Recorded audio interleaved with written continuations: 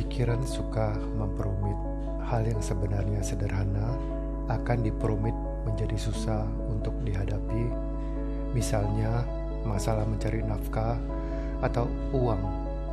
Pikiran memperumit dan membuat kita berpikir tidak sederhana, berpikir dengan cara yang susah.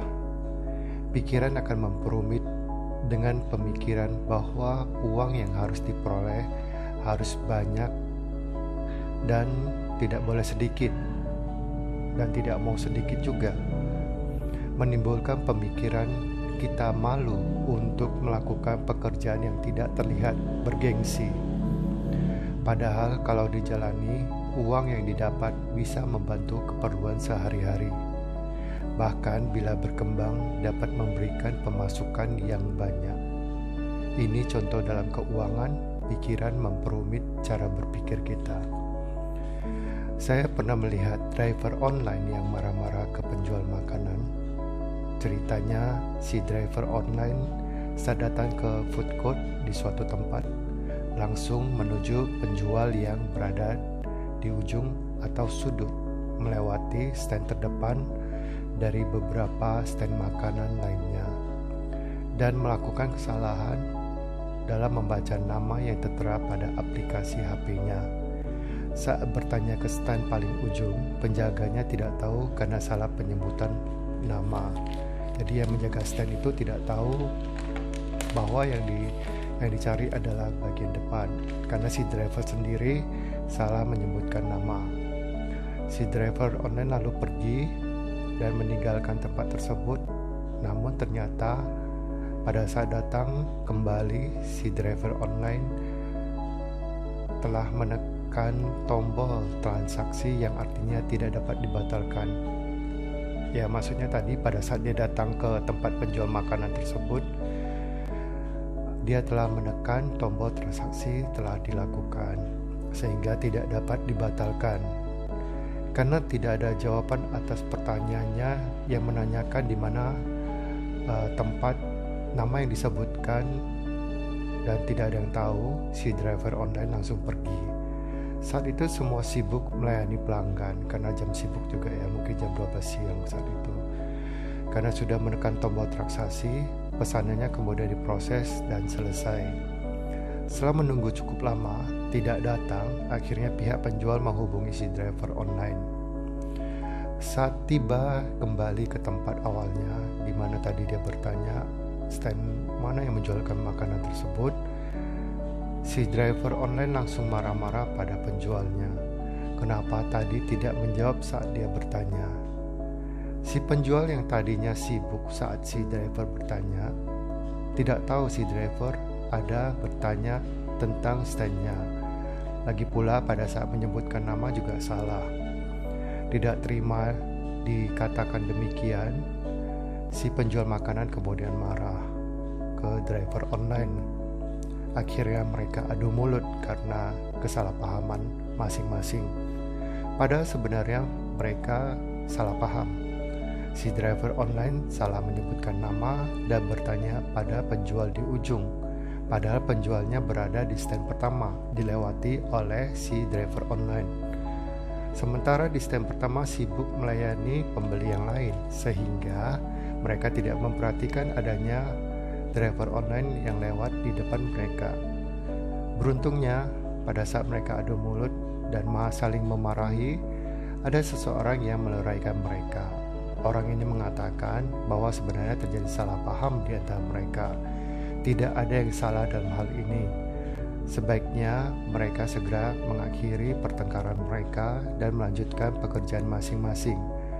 Mampu memaafkan dan akan memperlancar rezeki.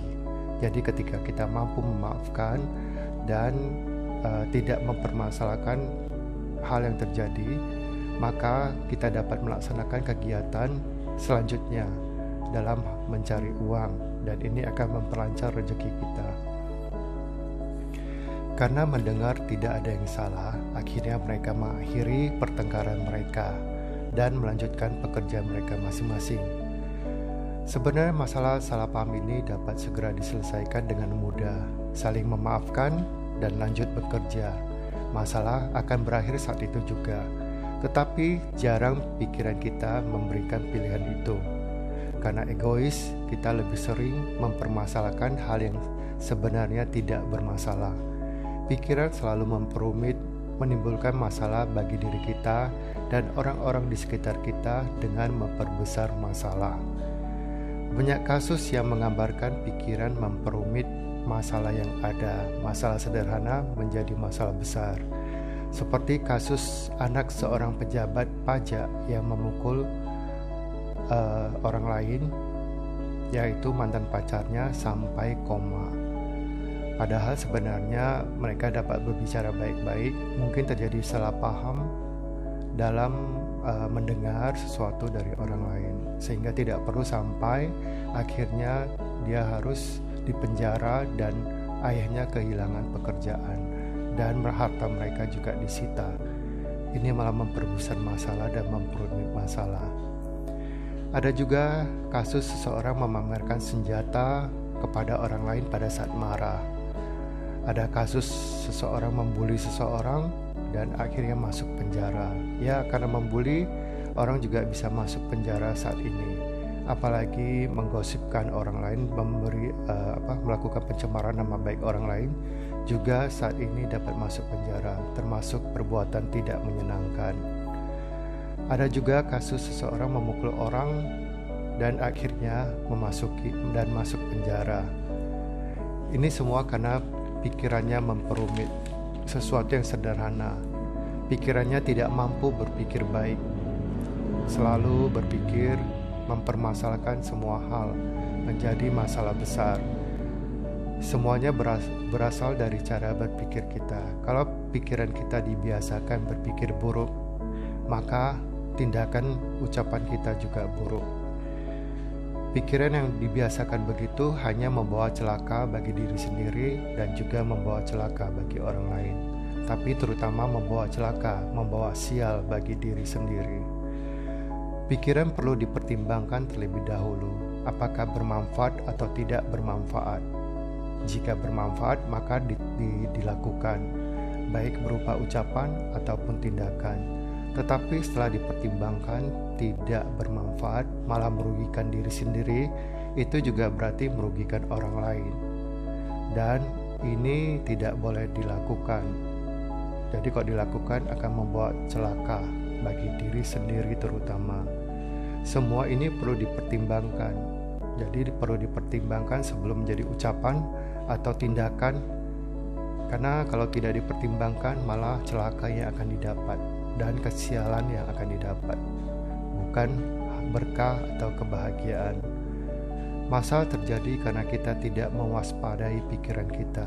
Kita tidak mewaspadai pikiran kita yang kadang bisa muncul baik ataupun buruk.